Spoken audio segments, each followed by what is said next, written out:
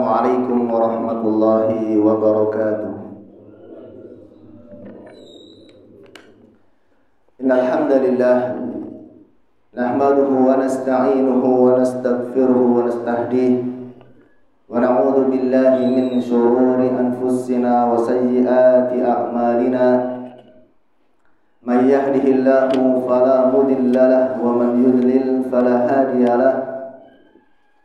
Wa ashhadu an la ilaha illallah wahdahu la syarika lah wa ashhadu anna Muhammadan abduhu wa rasuluh.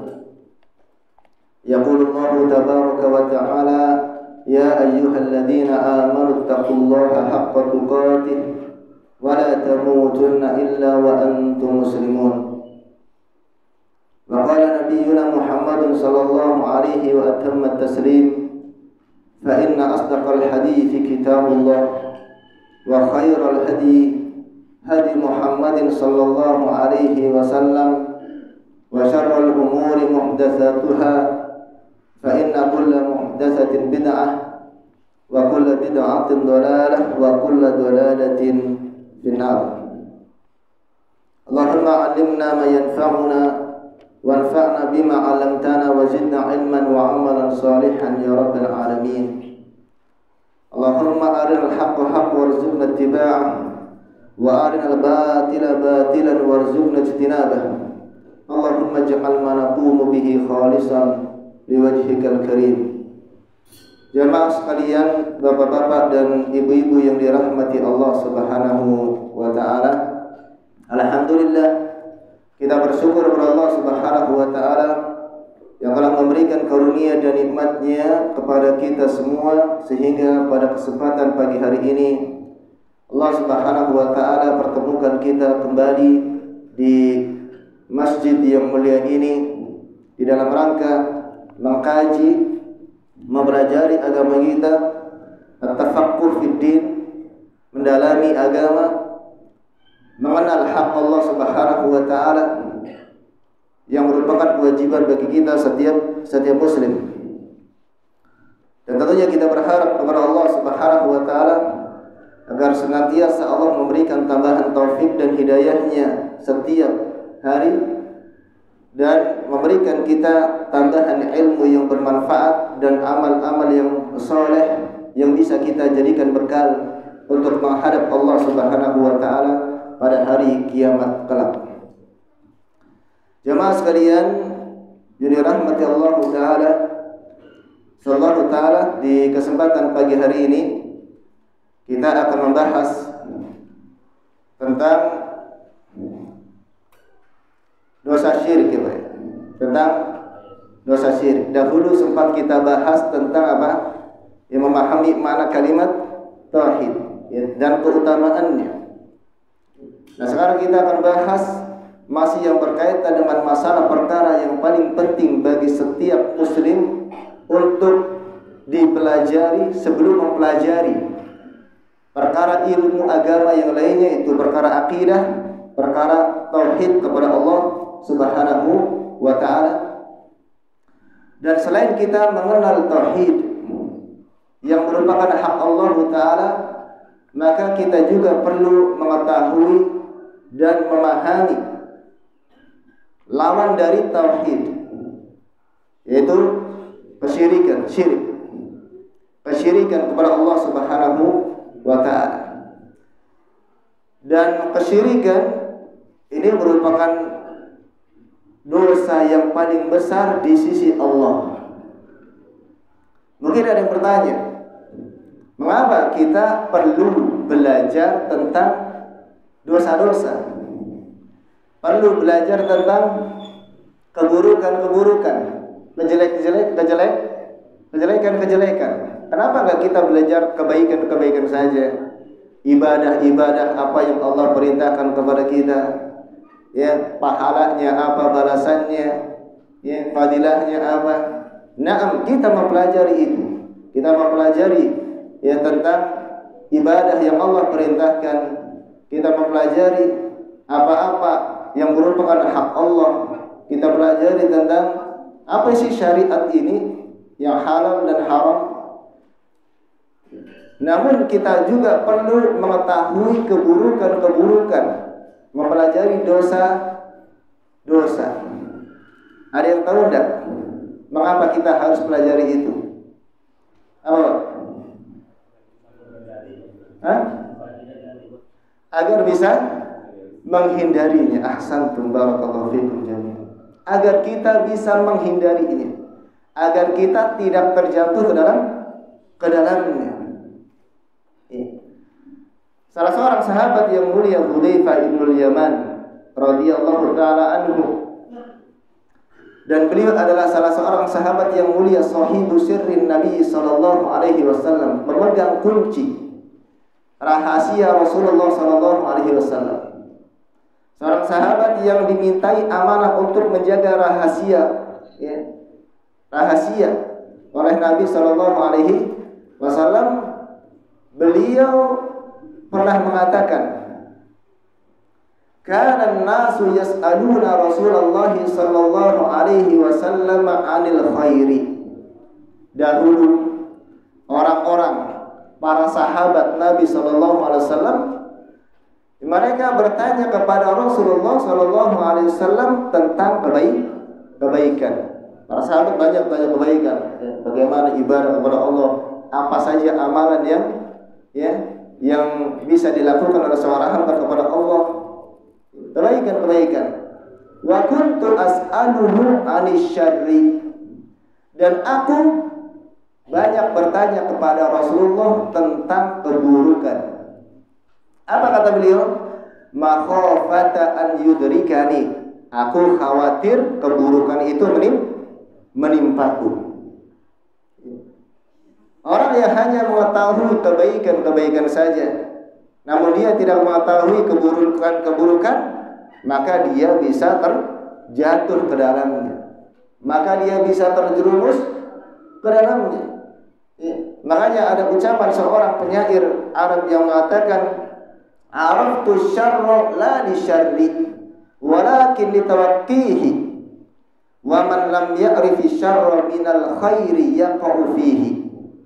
Aku mengetahui keburukan bukan untuk mengerjakannya, namun untuk menghindarinya, menjauhinya.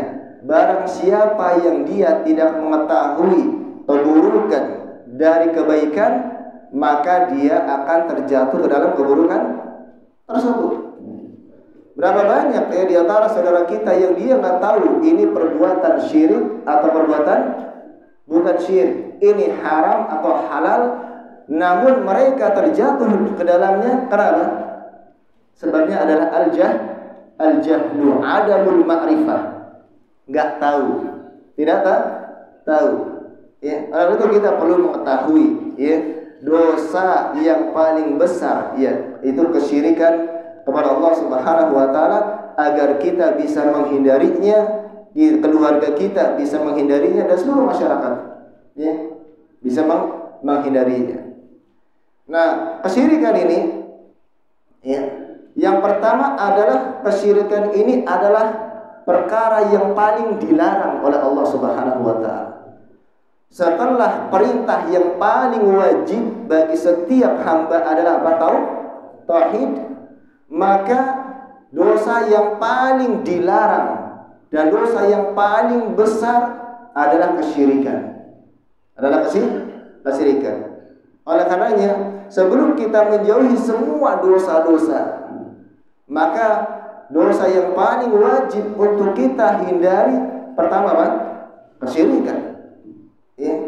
Kesyirikan. Dan Allah Subhanahu wa taala firmankan, wa'budullaha wa la tusyriku bihi syai'an.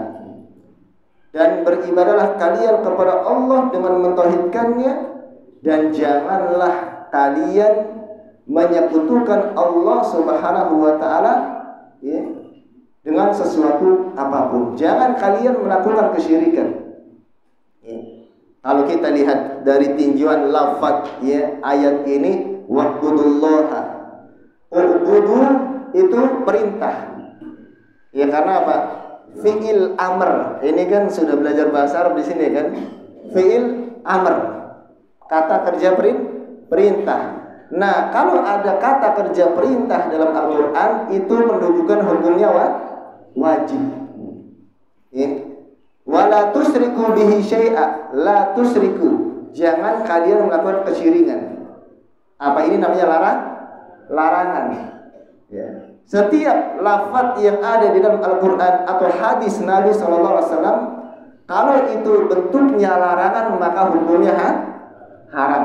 Selama ini kan kita tahunya ini halal, ini haram dari mana? Nah, kita berupaya memahami langsung dari Al-Quran, langsung dari hadis Nabi SAW. Itu metode yang ditempuh oleh para ulama. Ya, kalau kita belajar usul fikih itu. Ya. Jadi larangan yang paling besar, yang paling pertama adalah berbuat kesyirikan kepada Allah Subhanahu wa Ta'ala. Ya. Kemudian yang kedua, bahwasanya kesyirikan itu adalah keharaman, dosa yang paling besar. Dosa yang paling besar di antara dosa-dosa yang lainnya. Allah Subhanahu wa Ta'ala berfirman, Allah Subhanahu wa Ta'ala berfirman, "Wa man yusyrik billahi faqad iftara itsman 'azima." Barang siapa yang dia telah melakukan kesyirikan kepada Allah, maka sungguh dia telah melakukan perbuatan dosa yang azim, bukan saja kabir. Kalau kabir besar, azim sangat besar di sisi Allah Subhanahu wa Ta'ala. Dosa yang paling besar. Dan juga Abdullah bin Mas'ud pernah berkata kepada Nabi sallallahu alaihi wasallam, "Ya Rasulullah, ayyu dzambin akbaru?" Wahai Rasulullah, dosa apa yang paling besar? Yang paling besar. Maka Nabi sallallahu alaihi wasallam bersabda, "Antaj'ala lillahi niddan wa huwa khalaqaka." Yaitu engkau menjadikan tandingan, sekutu bagi Allah, sementara Allah yang telah menciptakan. Ini sih syirik. Kalau kita ingin tahu ya dosa-dosa besar apa saja, ada namanya kitab Al-Kabair. Kitab Al-Kabair, ya dosa-dosa besar yang ditulis oleh Al-Imam Al-Zahabi rahimahullahu ta'ala. Dan beliau mengawali dosa besar yang pertama ada dengan syirik. Dan dalam Al-Quran, ketika Allah Subhanahu wa Ta'ala menyebutkan tentang beberapa dosa-dosa, pasti mengawalinya dengan syirik. Pertama syirik. Begitu juga Nabi SAW di dalam hadisnya. Ya, di dalam hadisnya. Ya, ini termasuk dosa yang sangat besar di sisi Allah Subhanahu wa Ta'ala. Kemudian yang selanjutnya tentang bahaya ya, bahaya kesyirikan. Perbuatan kesyirikan akan menghapuskan seluruh amalan kebaikan. Menghapuskan seluruh amalan kebaikan. Kalau seandainya ada seseorang yang dia sudah kerjakan sholat, dapat pahala kan Pak, sholat ya. Kemudian dia mengerjakan puasa, dia mengerjakan zakat, mengeluarkan zakat, bayar zakat, mengerjakan haji, umroh, tilawah Quran, ya, dan semua amalan-amalan kebaikan yang kerjakan, dia akan dapat pahala. Setiap satu amalan kebaikan itu akan dilipat gandakan oleh Allah sebanyak 10 kebaikan. Ya, kecuali ya pahala bersedekah, infak fisabilillah. Ya, kalau infak bersedekah pahalanya berapa? Ada yang tahu? Berapa dulu? 700 kali lipat. Ya. Kalau amalan-amalan yang lain itu 10 kali lipat. Bersedekah 700 kali lipat. Ya, membaca Al-Quran 1 huruf 10 kebaikan. Nah, 1 huruf Pak. Al-Fatihah aja berapa itu? Hitung sendiri Pak. Ya, itu. Dan yang paling banyak adalah bersabar. Ya, pahala yang paling banyak adalah bersabar. Ya. Jadi sebagaimana disebutkan dalam Al-Quran Al-Karim. Kemudian ya, amalan-amalan dilakukan oleh hamba ini yang sudah banyak, namun ketika dia melakukan kesyirikan maka akan terhapus seluruhnya. menjadi nol. Ya, menjadi nol. Ini bahayanya dosa syirik. Allah Subhanahu wa taala berfirman, ya, wa kadzalika auhayna ilaika wa ilal ladzina min qablika la in asyrakta la yahbatanna amaluka wa la takunanna minal khasirin.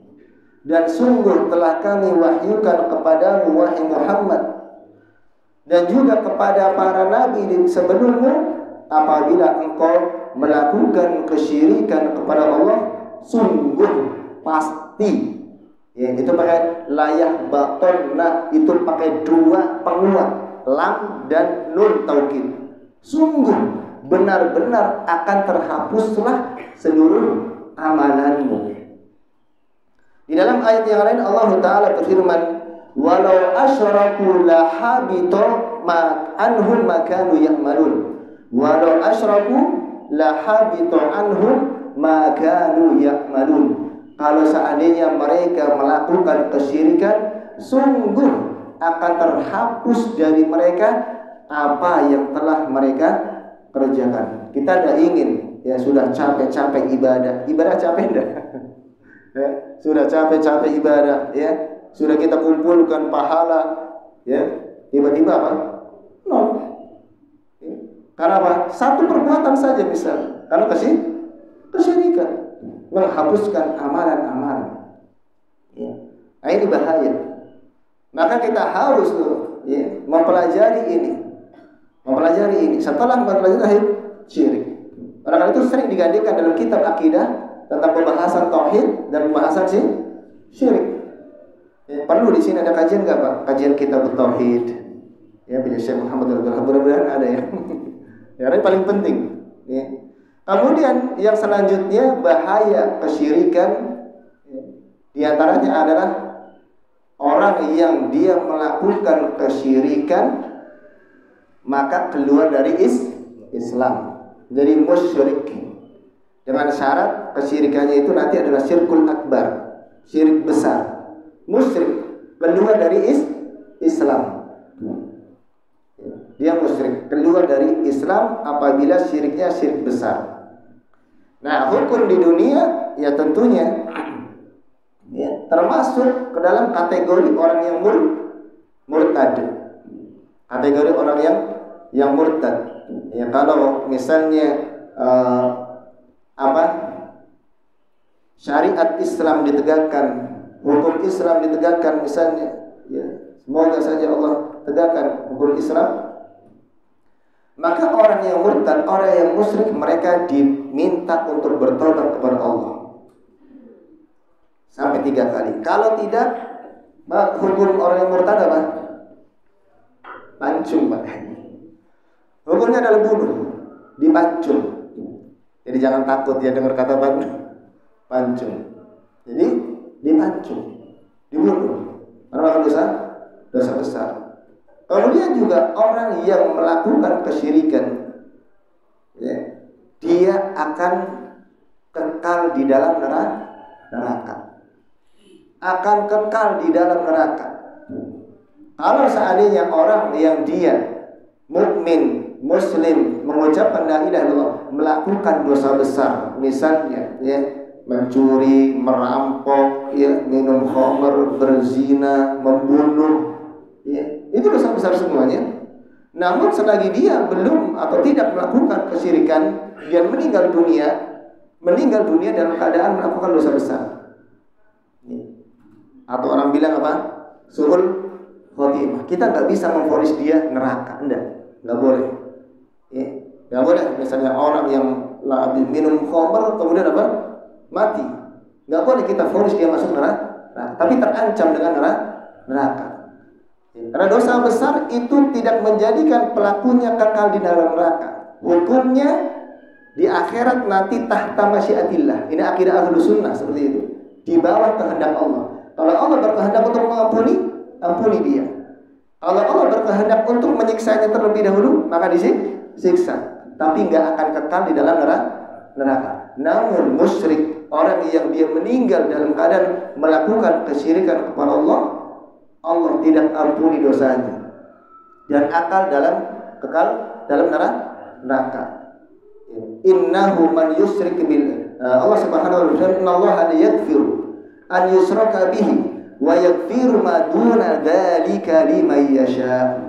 Sesungguhnya Allah tidak mengampuni dosa kesyirikan dan Allah mengampuni dosa besar selain syirik bagi siapa yang Allah kehendaki. Tadi ayat liman yasha tahta masyiatillahi subhanahu wa ta'ala. Dia masuk ke dalam neraka kekal. Ya, kekal di dalam neraka. Kemudian juga orang yang melakukan kesyirikan haram masuk surga. Haram selamanya abadan. Ya, enggak akan dimasukkan ke dalam surga oleh Allah Subhanahu wa taala, berbeda dengan yang melakukan dosa besar tadi. Jadi nanti pada hari kiamat ada tiga golongan manusia. Ya. Ada golongan orang-orang yang beriman, ya, yang sempurna keimanannya, ya, dia masuk ke dalam surga langsung tanpa hisab dan tanpa azab, enggak dihitung. Ada kan itu 70.000 golongan dari umat Nabi Muhammad yang dia masuk ke dalam surga tanpa dihisab, tanpa dihitung dulu, ditimbang amalannya, enggak, langsung masuk. Tapi masuknya nanti bersama dengan Rasulullah yang akan, ya, membukakan pintu, ya. Kemudian golongan yang kedua, ada itu orang-orang yang beriman yang melakukan dosa besar. Beriman tapi masih ada keimanan dalam hatinya.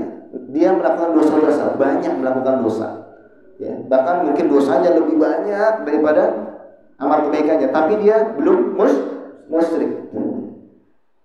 Maka tadi hukumnya di akhirat dia bisa diampuni oleh Allah, ya, Allah langsung mengampuni, ya, atau bisa juga dengan syafaat, ya, dia berhak masuk neraka tapi dapat syafaat dari Rasulullah misalnya, atau syafaat dari orang yang beriman, atau syafaat dari misalnya dia punya anak yang soleh, di syafaat masuk ke dalam surga tanpa neraka, ya.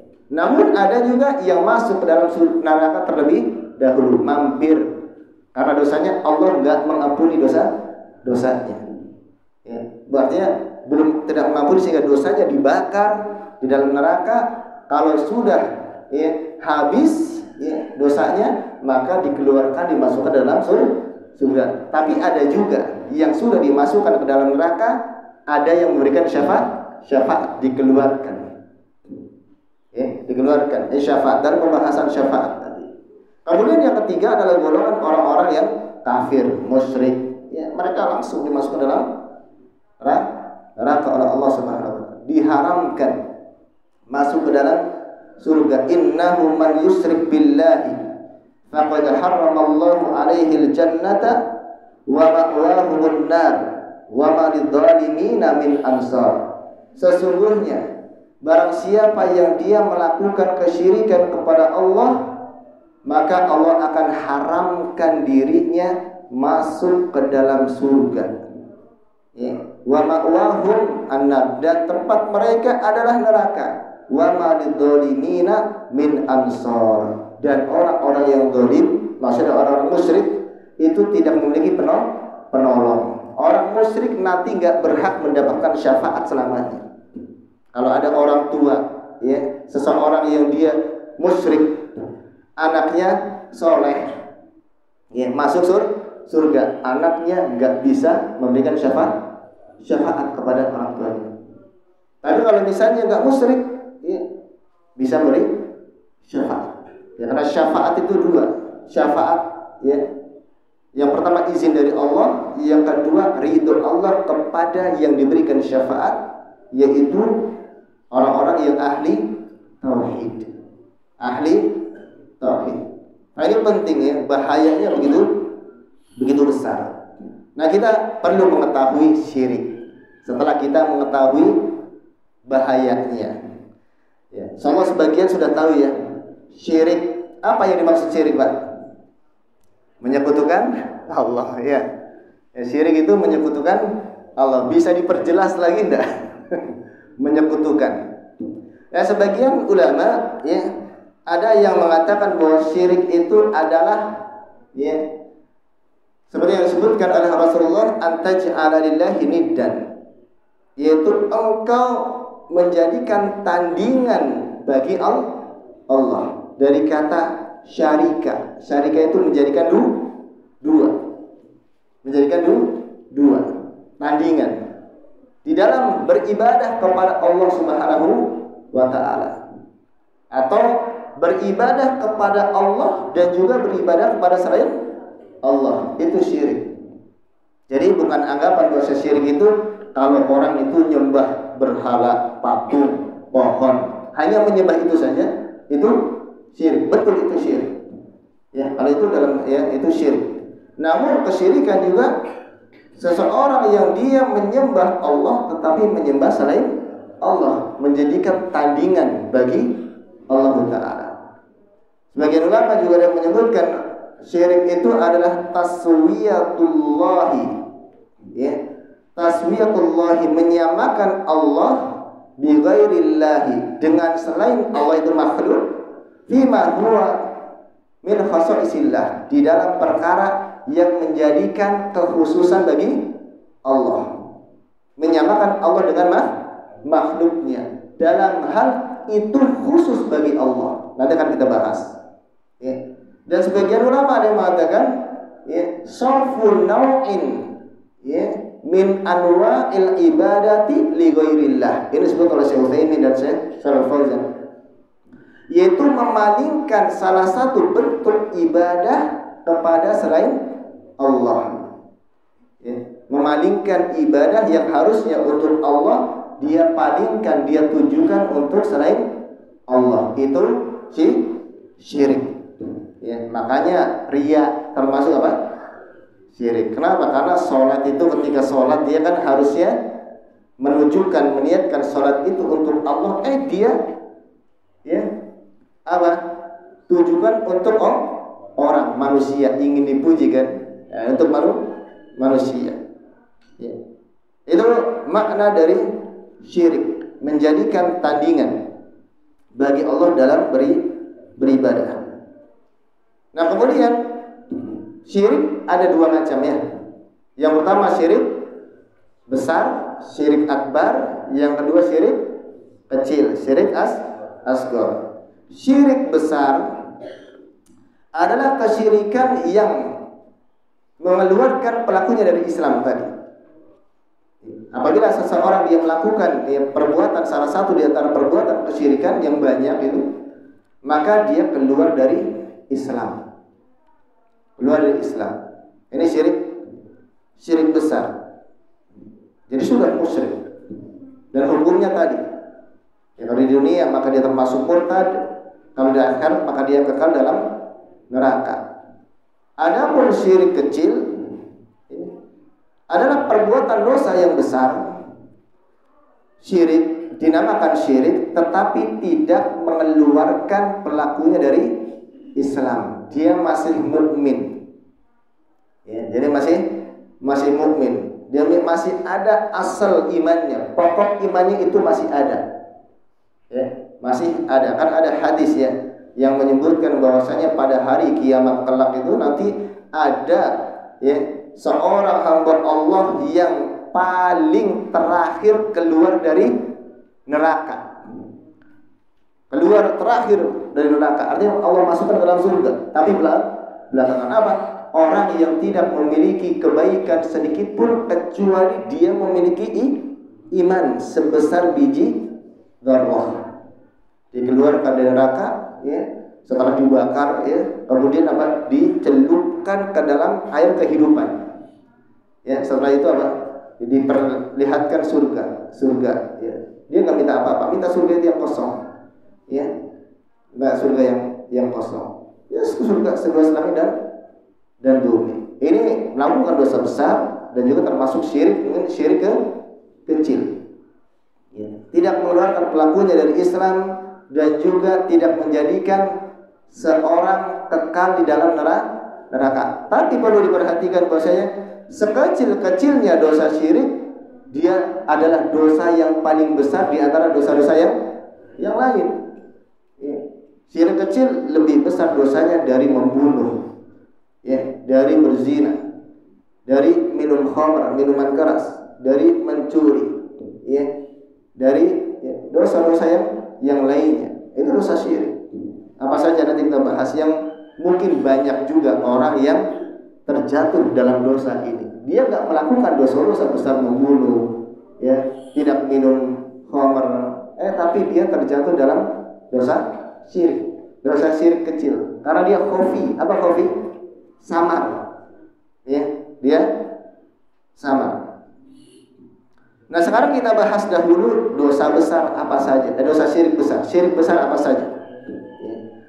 Di antaranya, supaya kita paham. Yang pertama adalah syirik doa. Syirik doa, yaitu syirik di dalam berdoa. Apa yang dimaksud dengan syirik dalam berdoa? Yaitu seseorang dia berdoa kepada selain Allah. Doa itu kan minta, meminta kepada selain Allah, dari kalangan para nabi atau wali-wali, ya, atau wali-wali atau orang-orang yang soleh yang sudah meninggal dunia. Ini suaranya sampai keluar enggak? Hah? Keluar. Nanti kalau keluar repot nanti. Ya. Karena ini banyak dilakukan, ya. Syirik doa. Orang yang dia menyembah kubur, yang datang ke kuburan para wali, yang datang ke kuburan para nabi, ya. Mereka meminta, ya, kepada penghuni kuburan tersebut, baik kepada para nabi, baik para wali, orang-orang yang soleh. Dan itu banyak kebiasaan seperti itu. Cari aja di sini ada kuburan keramat enggak? Kalau malam Jumat Kliwon atau malam Jumat, ada yang datang itu. Ngapain datang kuburan? Doakan malam-malam. Mendoakan? Enggak. Tapi apa? Meminta. Sebagian orang yang datang ke kuburan para wali dan orang-orang soleh, ada yang meminta kepada penghuni kuburan itu langsung, meminta kepadanya. Ini syirik dalam rububiyah. Tidak meminta kepada Allah. Namun sebagian juga ada yang menjadikan wali-wali atau nabi-nabi, orang yang soleh itu sebagai perantara saja. Jadi dia minta kepada penghuni kuburan itu, wali atau orang soleh yang ada di kuburan, untuk menyampaikan hajatnya kepada Allah. Ini pengakuan sebagian mereka, ya, hanya sebagai pemberi syafaat, ya, pemberi syafaat artinya minta, saya karena engkau orang soleh, engkau adalah wali, engkau adalah nabi yang dekat dengan Allah, maka sampaikan hajat saya kepada Allah. Itu kan ada. Itu syirik bukan? Itu kesyirikan. Dan itulah yang dibantah oleh Allah Subhanahu wa taala kepada orang-orang musyrik. Ketika Allah berfirman, "Walladzina ittakhadhu min dunihim awliya'a ma na'buduhum illa liyuqarribuna ilallahi zulfa." Dan orang-orang yang mereka menjadikan, ya, selain Allah itu sebagai wali-wali, penolong-penolong, mereka mengatakan ma na'buduhum, kami enggak nyembah mereka. Ya, enggak nyembah mereka. Kami hanya menjadikan mereka perantara agar, ya, kami dekat dengan Allah, liyuqarribuna ilallahi zulfa, agar mereka mendekatkan kami dengan Allah dengan sedekat-dekatnya. Enggak, mereka mengatakan enggak nyembah. Ya. Tetapi Allah firmankan bahwasanya itulah hakikatnya menyembah kepada mereka. Dalam ayat yang lain Allah berfirman, wa ya'buduna min dunillahi ma la yadurruhum wa la yanfa'uhum wa yaquluna haula'i syufa'auna indallah. Dan mereka menyembah, ya, kepada selain Allah. Ya'buduna min dunillah, mereka menyembah kepada selain Allah. Wa ya'buduna min dunillah ma la yadurruhum wa la yanfa'uhum, sesuatu yang tidak bisa memberikan manfaat dan madarat kepada mereka. Dan mereka mengatakan, mereka ini apa? Pemberi syafaat kami di sisi Allah, yang bisa, ya, memintakan hajat kami kepada Allah. Dan pada asalnya kenapa mereka itu melakukan hal itu? Ya karena mereka awalnya itu apa? Menyerupakan Allah dengan makhluk. Ya kan? Menyerupakan Allah dengan makhluk. Kenapa? Katanya kita ini banyak dosa. Gak bisa langsung kepada Allah meminta. Seperti apa? Sebagaimana kalau seandainya kalau orang mau ketemu apa? Presiden. Itu kan gak bisa langsung ketemu presiden. Harus lihat menterinya. Itu kias mereka. Kias mereka menyamakan antara Allah dengan makhluk. Dan itu adalah ya, karena kejahilan, karena kebodohan. Padahal Allah Subhanahu wa taala kan sudah berfirman, ya, berdoalah kepadaku dalam Al-Qur'an, ya. Wa idza sa'alaka ibadi anni fa inni qarib ujibu da'watad da'i idza da'an. Apabila hambaku bertanya kepadamu wahai Muhammad, maka katakanlah bahwasanya aku ini dekat dengan hamba. Nggak perlu bikin perantara, birokrasi. Ya, nggak perlu bikin perantara. Aku mengabulkan doa hambaku yang dia berdoa kepadaku. Berdoa kepada mereka bagaimana? Yang disyariatkan ketika kita datang ke kuburan, nggak itu orang soleh atau para nabi. Yang disyariatkan apa? Mendoakan mereka. Mendoakan mereka. Karena orang yang masih hidup, dia bisa meminta kepada Allah. Namun orang yang sudah meninggal, apakah bisa? Tidak bisa. Kita nggak tahu apakah ya, dia juga selamat atau tidak di sisi Allah. Nggak bisa. Nggak mendengar. Makanya kita ketika datang ke kuburan itu untuk dua tujuan ya. Disyariatkan datang ke kuburan hanya untuk dua tujuan. Yang pertama adalah untuk tadzkiratul maut, mengingat kematian. Dulu awal-awal ya Nabi SAW berdakwah kepada para sahabatnya, melarang para sahabat untuk ziarah kubur. Kenapa? Khawatir mengagungkan kuburan, apalagi kalau ada orang soleh. Sudah itu. Awal kesyirikan yang terjadi karena mengagungkan guru terhadap orang soleh yang sudah meninggal dunia. Itu pada kaumnya Nabi Nuh alaihi salam. Ini yang pertama, mengingat kematian agar kita lebih dekat kepada Allah. Ya, mengingat kematian. Kemudian yang kedua, untuk mendoakan mereka. Doanya apa? Kan Assalamualaikum ahlad diyar. Semoga keselamatan atas kalian wahai penduduk ahli kubur. Ya. Assalamualaikum ahlad diyar minal mu'minina ya wal muslimin wa inna insyaallahu bikum lahiqun nas'alullaha ya lana wa lakumul afiyah. Aku memohon kepada Allah agar berikan afiyah untuk kami dan untuk kalian. Karena nanti kami akan nyusul kalian, mendoakan, bukan justru minta. Nggak ada itu. Ya. Kan nggak logis juga, Pak. Orang sudah meninggal diminta. Harusnya memberikan, kita sanggup. Makanya berdoa, minta doa kepada orang yang soleh masih hidup, boleh enggak? Boleh. Kenapa? Karena sanggup berdoakan, ya, meminta agar orang lain yang soleh itu mendoakan kita, boleh. Ini syirik, itu doa meminta kepada penghuni kuburan, wali, orang yang soleh, hatta kuburannya adalah nabi. Ini termasuk syirik besar. Yaitu syirik doa. Soalnya yang lain ikhwan-ikhwan sudah tahu semuanya. Tapi banyak terjadi di masyarakat kita dan mereka KTP-nya Islam. Ya. Harus kita dakwahkan keluarga kita. Kemudian yang kedua, syirik niat. Syirik niat atau tujuan.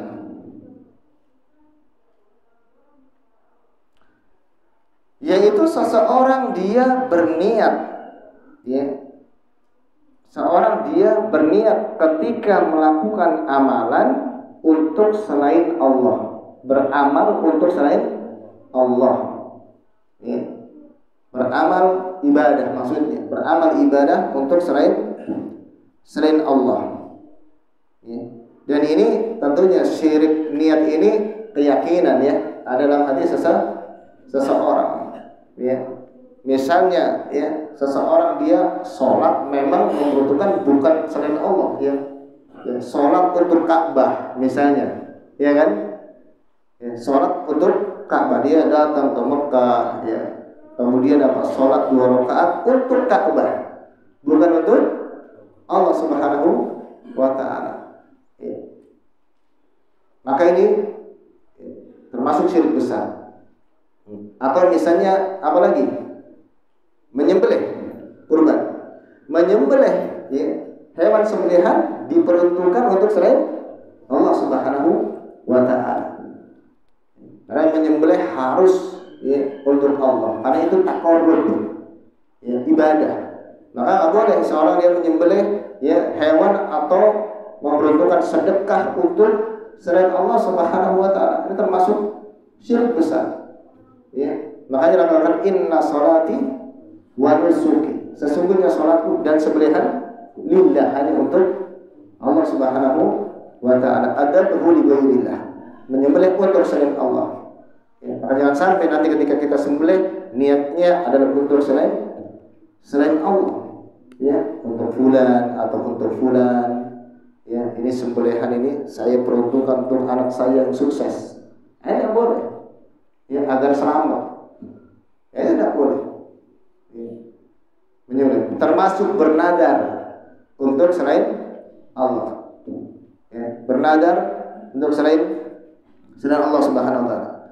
Ini dalilnya dalam Al-Quran ya. Allah Ta'ala berfirman dalam surat Hud ayat 15-16, man kana yuridul hayatad dunya wa zinataha, barang siapa yang dia menginginkan kehidupan dunia dan perhiasannya, nuwaffi ilaihim a'malahum, maka akan kami berikan balasan penuh atas amalan-amalan mereka.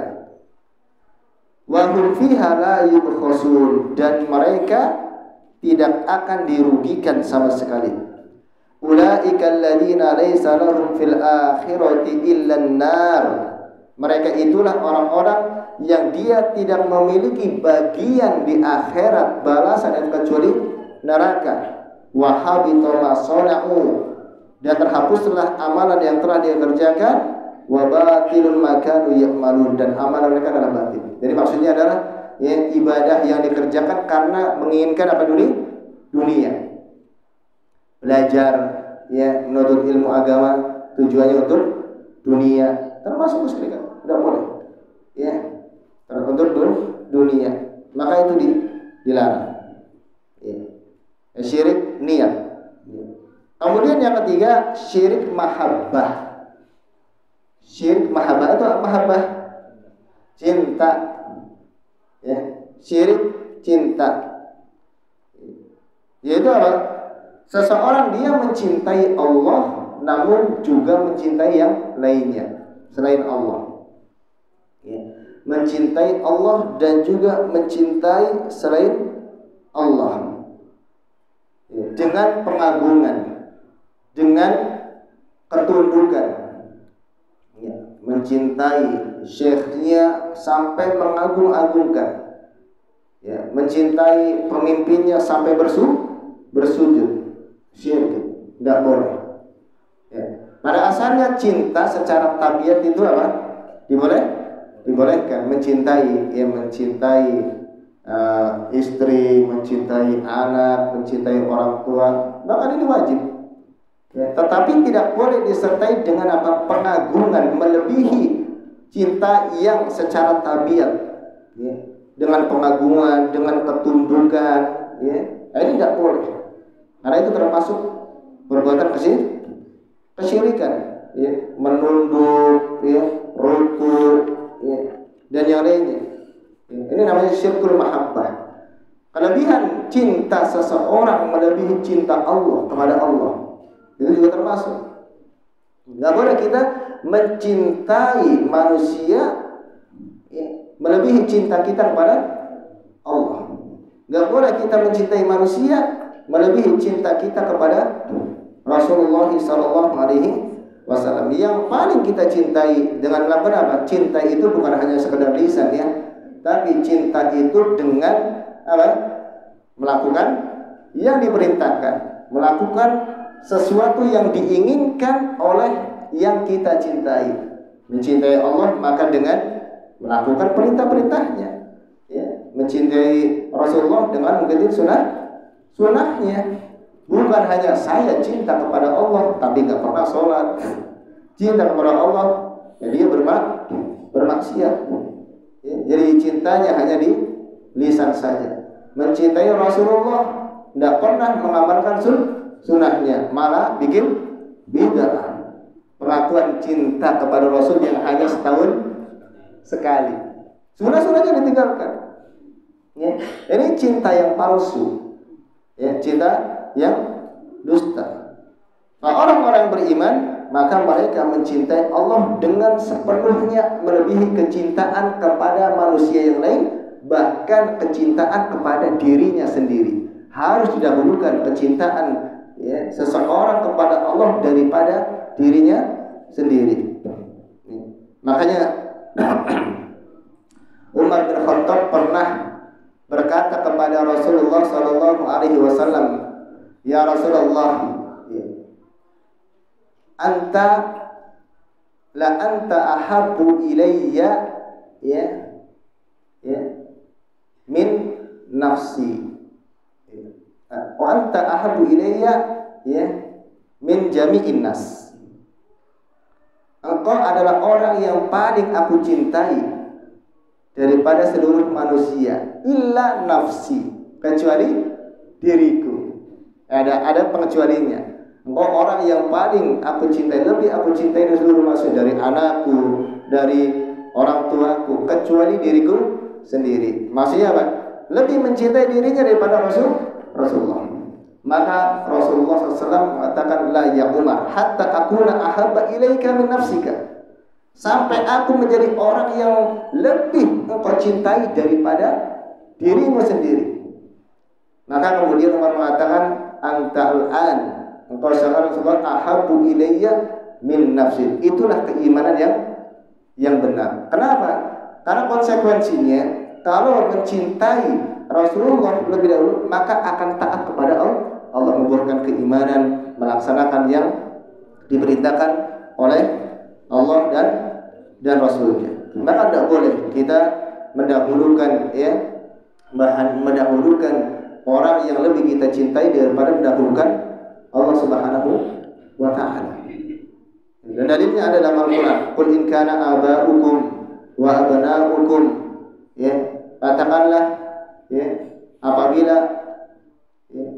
ayah-ayah kalian, kemudian anak-anak kalian, kemudian juga keluarga kalian, wa ashiratukum, dan juga harta-harta kalian, perdagangan kalian yang kalian takut kerugiannya, kemudian tempat-tempat kalian yang kalian sukai, itu lebih kalian cintai daripada Allah dan Rasulnya.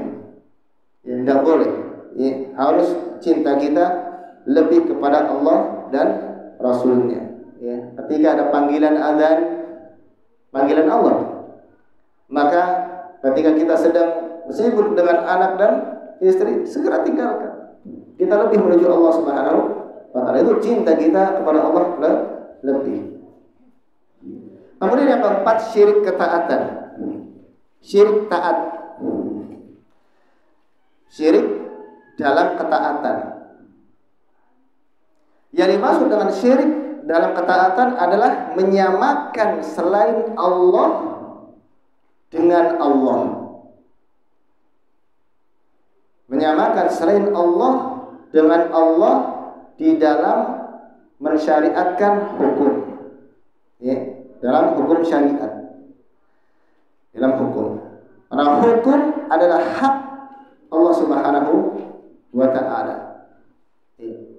Karena apa? Innal hukmu illa lillah. Sesungguhnya hukum itu hanya milik Allah. Hanya Allah yang hukumnya patut untuk ditaati, berhak untuk ditaati. Maka tidak boleh misalnya seseorang dia lebih mendahulukan lebih taat kepada misalnya kepada gurunya. Padahal apa? Perintah gurunya ini bertentangan dengan Allah. Ini tidak. Ini termasuk syirikan. Mengatakan bila gurunya mengatakan khamr itu halal. Kan ada ya satu ya ahlul kiblat mereka yang apa? Kalau sudah sampai kepada tingkatan ma'rifat ya atau sampai makrifat sudah katanya mengenal Allah, maka sudah tidak wajib apa? Sholat, tidak wajib puasa, ya, tidak wajib haji, tidak wajib apa? Menghindari yang haram-haram, boleh minum khamr. Anak pernah itu dulu waktu masih kerja, ya. Ada teman satu peta yang mungkin ngajinya atau kemana dulu, ya sudah lama sekali Pak. Ya, dulu masih kerja. Itu apa? Iya, dulu kiai saya itu minum khamr. Nah, kita kan walaupun belum kenal paham sekali dengan masalah agama, secara fitrah kan haram. Semua sepakat kaum muslimin khamr itu haram, ijma bahkan itu. Loh kok bisa? Iya, karena sudah sampai tingkat ma'rifah. Waduh. Katanya kalau kita masih sholat, masih puasa, masih ibadah, itu masih syariat katanya. Masih levelnya syariat itu masih di bawah ma'rifat. Ini keblinger ini. Ya. Rasulullah saja nggak minum khamr, Rasulullah saja ya, masih sholat, masih menjalankan ibadah. Berarti kalau berkeyakinan begitu, itu maknanya bahasanya dia itu lebih apa? Tinggi kedudukannya dari Rasul. Ini syirik. Ya, syirik. Dan dia taati gurunya misalnya. Atau misal kiainya memerintahkan sesuatu yang bertentangan dengan hukum Allah, dia taati. Makanya orang-orang Nasrani, mereka adalah syirik dan ketaatan salah satu di antaranya. Mereka terlalu taat kepada siapa? Pendetanya. Ya padahal apa? Pendetanya itu mengharamkan yang halal dan menghalalkan yang haram. Kitab-kitab mereka telah dirubah oleh pendetanya. Mereka taat. Dan ini ada syirik di dalam hal ketaatan. Ya. Kalau adanya yang taat kepada kiainya. Kalau di negeri kita itu paling banyak ya. Ya, taat kepada kiainya dalam hal maksiat ya, bukan dalam masalah yang dibolehkan. Ya. Kalau dalam masalah yang disyariatkan mengikuti ulama atau guru hukumnya apa? Wajib kan? Ya ayyuhalladzina amanu atiiullaha wa atiiur rasul wa ulil amri minkum. Wahai orang-orang yang beriman, taatilah Allah, taatilah Rasulullah dan ulil amri di antara kalian, pemimpin di antara kalian. Ulil amri ada dua. Ulil amri yang pertama adalah pemimpin dalam masalah urusan dunia, ya, pemerintah, dan yang kedua adalah ulil amri yaitu ulama. Itu dilaksanakan oleh para ulama. Ya. Sudah sedikit lagi Pak. Ini syirik ketaatan. Ya. Makanya Allah berfirman ittakhadhu ahbarahum wa ruhbanahum arbaban min dunillah. Mereka orang-orang Nasara menjadikan pendeta-pendeta mereka sebagai Tuhan-Tuhan selain Allah. Kenapa? Karena mereka mentaati pendeta-pendeta mereka dalam hal maksiat. Maka nggak boleh jemaah sekalian, kalau misalnya ada ya gurunya yang salah, nggak boleh ditaati. Ya, guru salah, ya melakukan mengajarkan ada benar, ya jangan ditaati, nggak boleh itu termasuk apa? Syirik ketaatan. Yang kelima adalah syirik hulul. Hulul itu menyatu artinya. Atau yang lebih ma'ruf adalah wahdatul wujud. Apa wahdatul wujud? Menyatunya Allah dengan makhluk. Itu tadi ya, orang-orang sufi. Dahulu ketika kita baru pertama ngaji kayaknya tasawuf itu bagus banget ya. Ya, tasawuf bikin hati ini. Tapi jahil waktu itu, ya, masya Allah. Ya. Ternyata akidah mereka itu ini syirik hulul. Kalau sudah sampai tingkatan syariat, setelah syariat apa?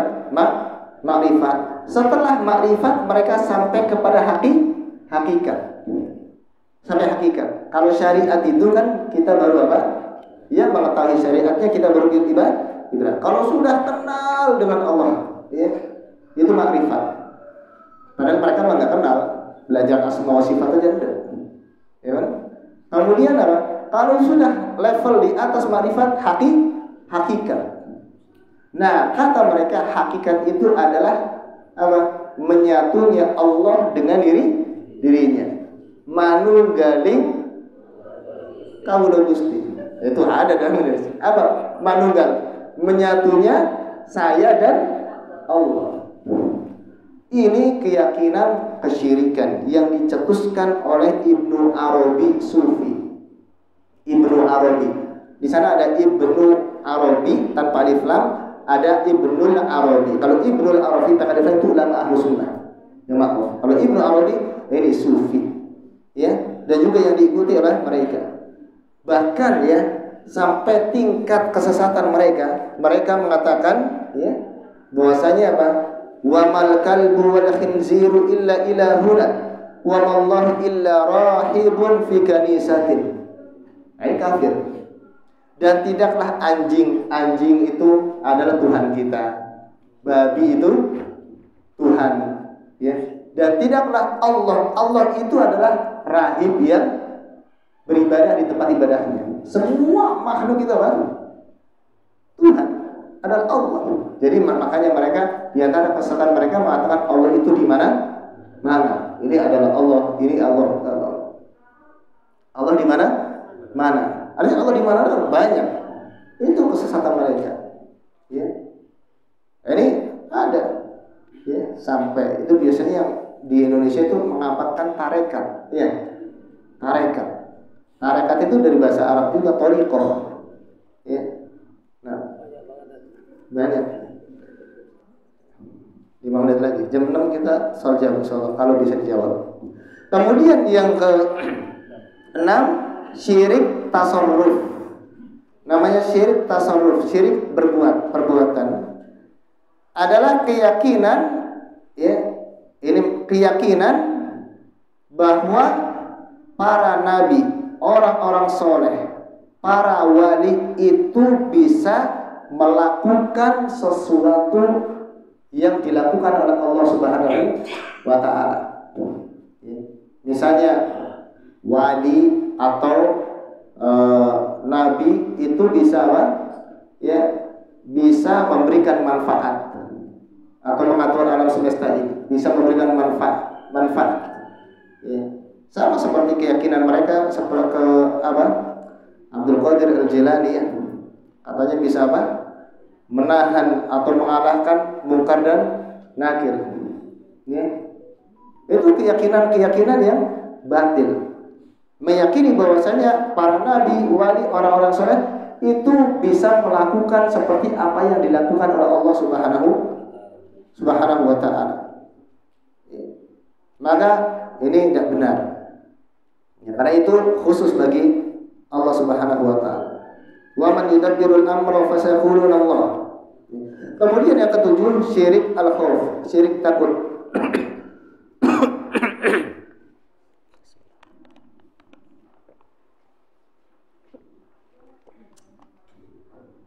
Syirik rasa takut, yaitu keyakinan bahwasanya selain Allah itu bisa memberikan madarat.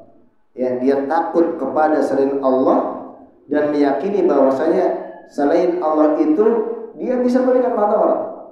Padahal tidak ada yang bisa memberikan madarat kecuali Allah. Kalau kita belajar takdir ya, masalah takdir ya, segala sesuatu yang menimpa hambanya itu kan karena izin dari Allah. Ya, bahkan tukang-tukang sihir juga nggak bisa menyihir kecuali apa? Setelah Allah mengizinkan. Artinya apa? Segala sesuatu dengan izin Allah. Ya, wa ma hum bidarrina bihi illa biidznillah. Dan para tukang sihir itu nggak bisa memberikan madarat kepada siapapun kecuali dengan izin Allah. Ketika terjadi sihir menimpa seseorang berarti atas izin Allah. Tapi kenapa terjadi? Itu ada hikmahnya. Semua takdir Allah itu baik, perbuatan Allah itu baik. Ada hikmahnya. Hanya kalau yang mengobati orang sihir di ruqyah misalnya ya, ya, kalau sembuh itu juga keutamaan dari Allah. Kalau tidak kesembuhkan, berarti apa? Allah belum mengizinkan kesembuhan untuk sebuah hikmah yang besar. Sebuah hikmah yang besar. Itu ujian. Kalau dia disihir dan dia masih beriman, mati syahid. Ya, orang yang dibunuh saja mati syahid kan? Ya, orang dibunuh mati syahid. Akan terampuni dosanya. Ya, akan diangkat derajatnya di sisi Allah. Yang banyak kan anggapan orang kalau misalnya ada satu keluarga mati dibunuh, seram Pak, ya nggak? Langsung beranggap itu su'ul khotimah. Padahal enggak, itu mati syahid. Bisa mati syahid. Karena orang yang dia man qutila duna nafsihi fahuwa syahid. Barang siapa yang dia terbunuh karena membela dirinya, maka dia mati syahid. Wa man qutila duna malihi fahuwa syahid. Barang siapa yang dia terbunuh karena mempertahankan hartanya, dirampok misalnya, maka dia mati syahid. Orang berpandangan rumahnya nanti serem nih terjadi. Orang yang meninggal kejatuhan apa? Reruntuhan,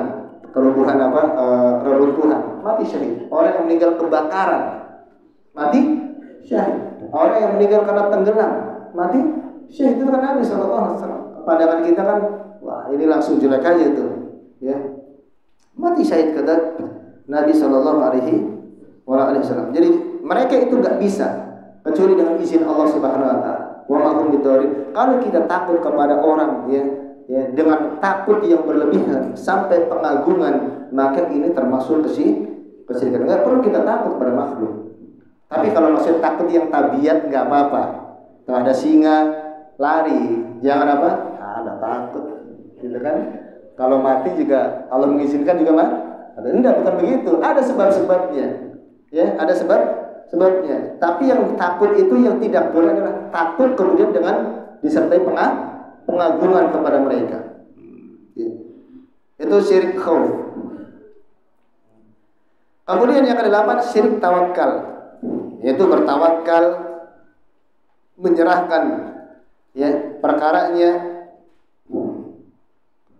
bersandar kepada selain Allah Subhanahu wa Ta'ala.